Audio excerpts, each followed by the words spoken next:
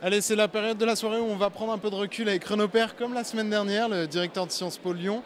Qu'est-ce que vous retenez de cette soirée au niveau national, d'une vague qui finalement a été énorme, mais qui n'a pas tout balayé sur son passage, puisque finalement il y aura un tout petit peu moins de députés En Marche que prévu? Moi, je vois trois enseignements. Je vois d'abord un enseignement qui est la participation. Et on ne peut pas l'oublier, le rayer trop vite. 43% et quelques de participation. C'est inédit dans l'histoire de notre 5e République. Et ça interpelle, alors ça interpelle la majorité d'aujourd'hui, enfin de ces 5 ans, hein, République En Marche. Ça interpelle aussi beaucoup l'opposition. Parce que c'est trop facile de dire que la majorité n'a pas de légitimité. L'opposition ou les oppositions n'ont pas été en capacité à mobiliser réellement.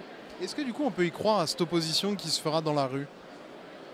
Oui, quand même. C'est-à-dire, ce que je veux dire par là, c'est que je pense qu'il y aura des secousses dès l'automne, très probablement en fonction des mesures les plus clivantes qui vont plutôt apparaître, à mon avis, à l'automne. Le deuxième enseignement que je retiens, moi, c'est effectivement cette majorité absolue qui est moins importante que celle qu'on avait annoncée. Mais quand même, une majorité absolue pour un parti qui n'existait pas il y a 14 mois. Hein. Donc on est là aussi dans une situation inédite, majorité absolue. Le président a toutes les ressources possibles pour mener à bien les réformes qu'il souhaite mettre en œuvre. En tout cas, tous les moyens sont réunis pour mettre en place son programme. Et donc une majorité absolue confortable. On ne sait pas encore exactement, là, à l'heure où on parle, le nombre de députés, mais on est proche du record sous la... Le Modem n'aura pas un groupe charnière, par exemple. Voilà. Il sera otage de personne. Voilà. Donc les pleins pouvoirs ou les pouvoirs sont possibles, en tout cas pour le président de la République. Mais l'enseignement le plus important, c'est le troisième. C'est quelle est l'opposition aujourd'hui en France? Et là, j'ai bien du mal à vous répondre. Pourquoi? Parce qu'on voit que le premier groupe qui arrive, c'est bien les Républicains, sans aucun doute. Mais quand on entend les Républicains au niveau national, on ne sait pas qui est leur leader et quel est leur cap. Est-ce que c'est la voix Baroin qui parle quand même qui fait sa déclaration en parlant de différence avec la majorité. Donc on sent déjà une opposition, disons, presque constructive. Ou est-ce que c'est plutôt un Laurent Wauquiez qui va là qui souhaiterait restructurer la droite autour d'un bloc plus conservateur, on pourrait le dire ainsi. On ne le sait pas. Et donc on n'a pas l'impression que l'opposition se situe véritablement de ce côté-là. L'opposition, elle est plus virulente du côté de la France Insoumise, qui va avoir son groupe.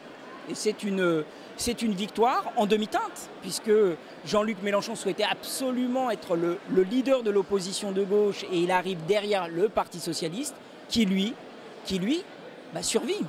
Alors bien sûr, on est en dessous des chiffres de 1993, qui était l'année repoussoire. Mais le Parti socialiste survit et dans la capacité... Vu par où ils en sont passés, c'est presque une victoire pour eux. C'est presque une victoire par rapport aux chiffres catastrophiques même du premier tour. Et par ailleurs, ils vont constituer leur groupe.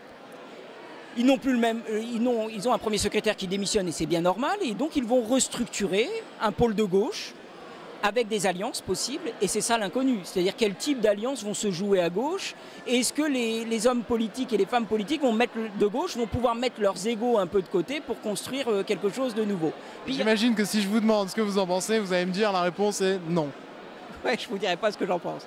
Et le Front National qui... Ils abordaient l'année 2017, la séquence des élections, en disant on est le premier parti de France, ils finissent sans groupe. Comment vous expliquez leur échec à eux cette année? Ils ne sont pas arrivés à incarner D'abord, ils ne sont pas arrivés à mobiliser, quand même. Oublions pas cette participation. Et elle interpelle tout le monde. Donc le Front National également. Qui d'habitude profite des participations très faibles. Oui, parce que je cite juste un exemple. Premier tour des législatives 2012, premier tour des législatives 2017 à Hénin-Beaumont. Marine Le Pen perd des voix entre... Elle fait un score bien plus haut en 2017, mais elle perd des voix. Donc elle a moins mobilisé. Elle est arrivée à un pourcentage classique, comparable à celui de 2012, et elle mobilise moins. Et par ailleurs, s'ils arrivent entre 6 et 8 députés, c'est très juste pour certains. Prenons l'exemple de Collard qui passe à très très peu. Donc on voit bien que c'est complexe. Donc ce troisième enseignement, c'est qu'on ne sait pas qui est véritablement l'opposition.